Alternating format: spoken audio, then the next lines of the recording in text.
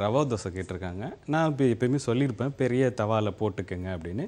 இந்த வாட்டி கொஞ்சம் வித்தியாசமாக சொல்ல போகிறேன். என்ன அப்படின்னா, நான்ஸ்டிக் தவா இருக்குல்ல, அதில் ட்ரை பண்ணி பாருங்கள் ஒன்று. இல்லைன்னா இரும்பு தவா இருக்குல்ல, அதில் ட்ரை பண்ணி பாருங்கள். அந்த இரும்பு தவா வந்து கொஞ்சம் மொத்தமாக இருந்துச்சுன்னா அந்த சூடு தாம்மா ரவா தோசைக்கு, வேறு ஒன்றுமே கிடையாது. ரவா தோசையில் நல்ல அந்த பதம் கரெக்டாக இருக்கணும், கல்லோட பதம் அப்படி இருந்துச்சுனாவே போதும். ரவா தோசை அந்த கல்லில் ஒட்டவே ஒட்டாது. ரவா வந்து ஒரு கிளாஸ் எடுத்துங்க.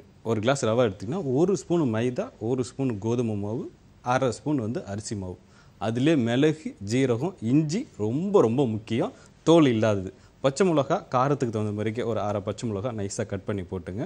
கேரட்டை நல்லா துருவி போட்டுங்க. இன்னொரு டேஸ்ட் கொடுக்கக்கூடியது என்னென்னு பார்த்தீங்கன்னா, தேங்காய் இருக்குல்ல, அதை எவ்வளோ சின்னதாக கட் பண்ண முடியுமோ அதிலே கட் பண்ணிங்க. ஒரு 1/2 மணி நேரம் ஊறினா போதும். இது எல்லாமே ஒன்றாவே போட்டு தண்ணி போட்டு நல்லா மிக்ஸ் பண்ணிடுங்க. தோசை மாவில் ஒரு கிளாஸ் தண்ணி ஊற்றினா எப்படி இருக்கும், அந்த வந்து பதம், அதுதான் பதம். மிக்ஸ் பண்ணிவிட்டு உப்பு பார்த்துங்க, பெருங்காயத்தூள் கண்டிப்பாக சேர்த்துங்க. சேர்த்துட்டு நம்ம எப்பொழுதும் ஒரு குழிக்கரண்டி எடுத்து 2 குழிக்கரண்டியாக எடுத்து ஊற்றுனீங்க அப்படின்னா உங்கள் தவாவில் பொறுத்த வரைக்கும் இப்போ நார்மல் தவானா 1 குழிக்கரண்டியும் ஒரு 1/2 குழிக்கரண்டி போட்டாவே வரும். கொஞ்சம் பெரிய தவானா 2 குழிக்கரண்டி அளவுக்கு அந்த ரவா மிக்ஸ் பண்ணிவிட்டு அதை எடுத்து அப்படி ஊற்றுனீங்க அப்படின்னா ரொம்ப சூப்பராக இருக்கும். கண்டிப்பாக ட்ரை பண்ணி பாருங்கள்.